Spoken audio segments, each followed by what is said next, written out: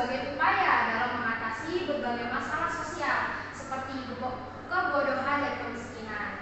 Menurut Ki Hajar Dewantara menyatakan bahwa pendidikan itu menuntut pemanfaatan potensi anak-anak untuk mencapai keselamatan dan kebahagiaan. Nah, dalam satuan pendidikan, seluruh stakeholder di sekolah memiliki pengaruh dalam tercapainya tujuan dari pendidikan. Sekolah merupakan lembaga tempat peserta didik memperoleh pembelajaran dan bimbingan. Ada banyak aturan-aturan yang berlaku di lingkungan sekolah dan harus diikuti serta ditaati oleh peserta didik supaya proses pembelajaran bisa berjalan dengan baik dan efektif, yaitu salah satunya peserta didik dituntut untuk memiliki sikap disiplin. Nah, kedisiplinan yang ada di sekolah itu terdiri dari berbagai bentuk. Nah, salah satunya yaitu disiplin belajar. Disiplin belajar merupakan aspek penting dalam pendidikan. Namun, kenyataannya masih banyak peserta didik yang tidak disiplin dalam belajar.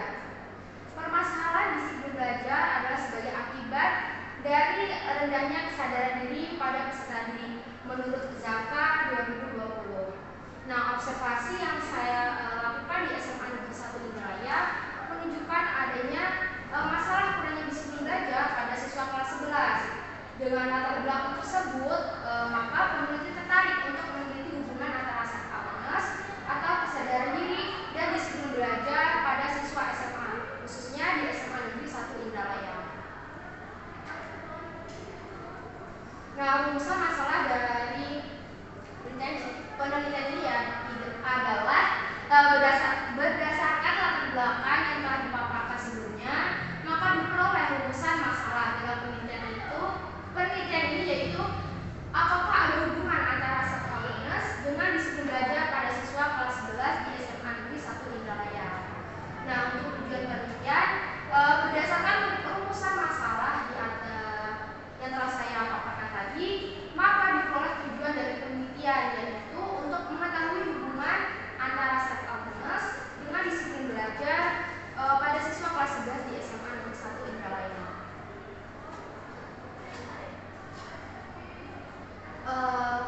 Sebagai pendukung dari penelitian saya lakukan, ada penelitian terdahulu berdasarkan penelitian yang telah dilakukan oleh Winda Astuti dalam skripsinya dengan judul hubungan self awareness dan kedisiplinan belajar pada siswa SMK Garuda Karangawek Demak.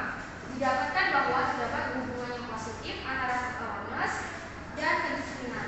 Semakin tinggi self awareness, maka semakin tinggi juga kedisiplinan siswa.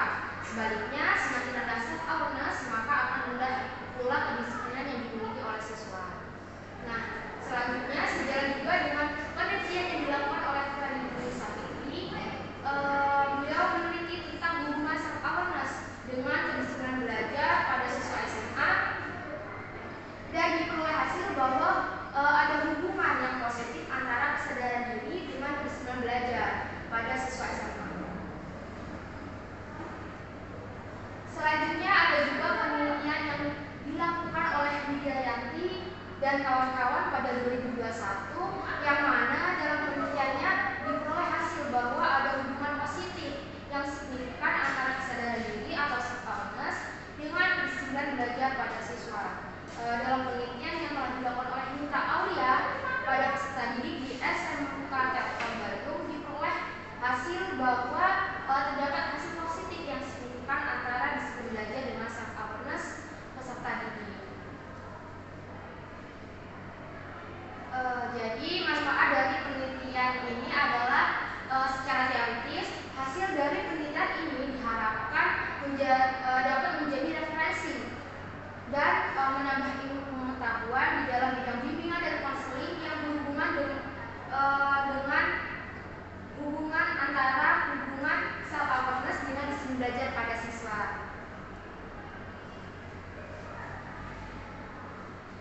Manfaat secara praktis yaitu yang pertama bagi sekolah. Penelitian ini diharapkan dapat memberikan sumbangsih bagi sekolah untuk pemikiran yang positif mengenai adanya hubungan antara self awareness dengan disiplin belajar pada siswa kelas 11 di SMA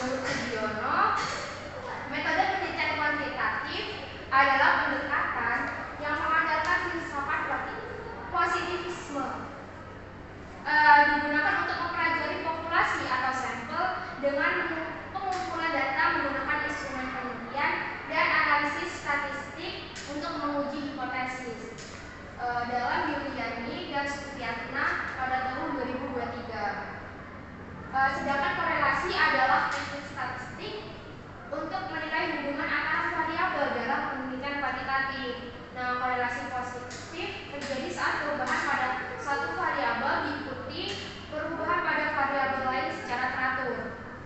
Sementara korelasi negatif terjadi saat perubahan pada suatu variabel diikuti perubahan lawan pada variabel lain dalam Ibrahim et al. Pada tahun 2023.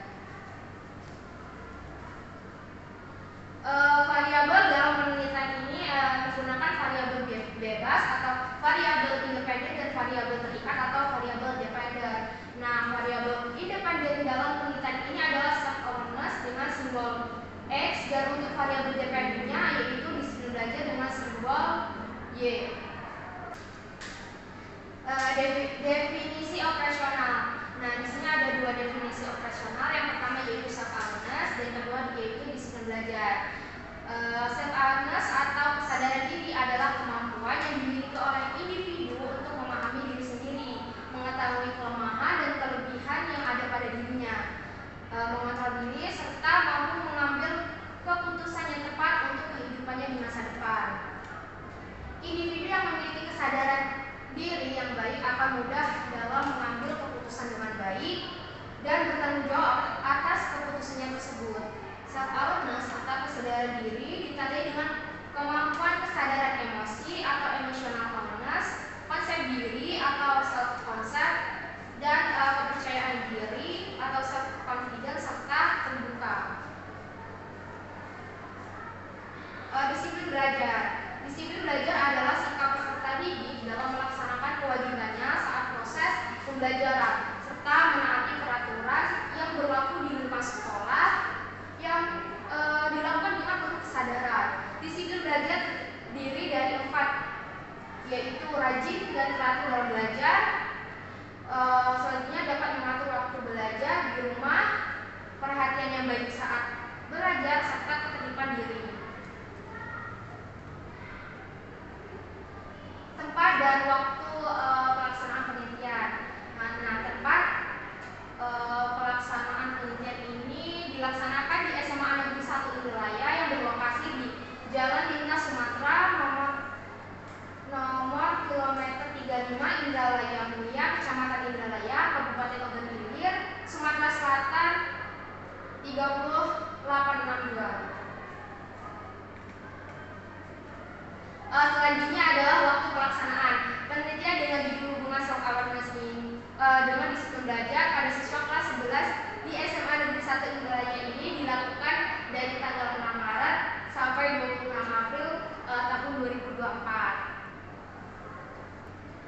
Populasi penelitian. Populasi merupakan area generalisasi yang terdiri dari subjek atau objek yang memiliki kualitas karakteristik tertentu dan dipilih oleh peneliti untuk dipelajari dan kemudian diambil kesimpulan menurut Sugiono 2019 pada Eko Putra tahun 2021.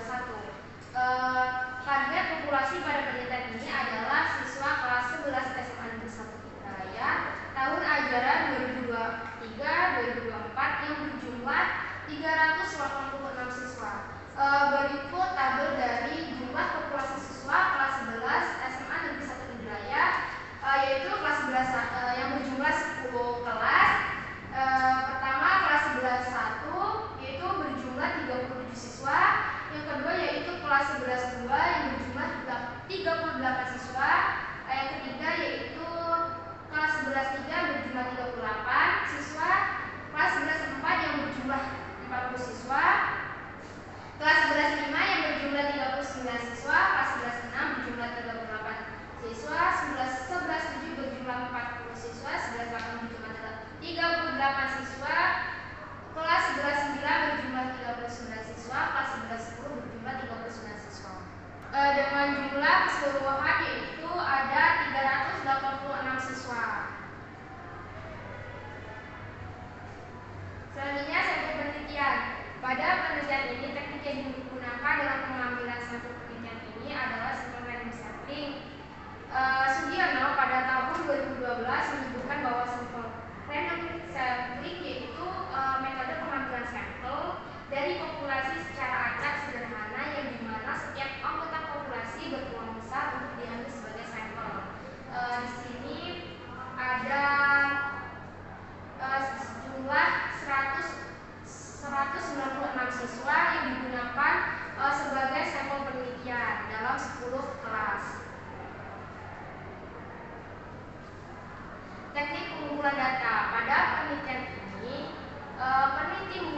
skala psikologis berbentuk skala Likert. Siregar pada tahun 2016 mengungkapkan bahwa skala Likert ini merupakan skala yang digunakan untuk mengukur pendapat, sikap, serta persepsi seseorang mengenai suatu objek atau fenomena tertentu. Nah, skala ini digunakan untuk mengukur variabel self-awareness dengan variabel disiplin belajar. Berikut ada alternatif jawaban dari skala Likert. Yang pertama yaitu sangat setuju dengan nilai positif 5 dan nilai negatif 1. Yang kedua yaitu setuju atau S dengan nilai positif yaitu 4 dan nilai negatifnya yaitu 2. Yang ketiga yaitu ragu-ragu atau dinamakan dengan RR dengan nilai positif 3 dan negatifnya yaitu 3. Yang keempat yaitu tidak setuju atau TS dengan nilai positif 2 dan nilai negatif 4, serta sangat tidak setuju atau STS dengan nilai positif 1 dan nilai negatifnya yaitu 5. Teknik analisis data. Nah, untuk melihat koefisien korelasi antara variabel self-awareness atau dilambangkan dengan X dengan disiplin belajar dan dilambangkan dengan Y, yang mana keduanya ini mempunyai tingkat pengukuran interval. Maka rumus yang dipakai yaitu rumus korelasi produk moment correlation.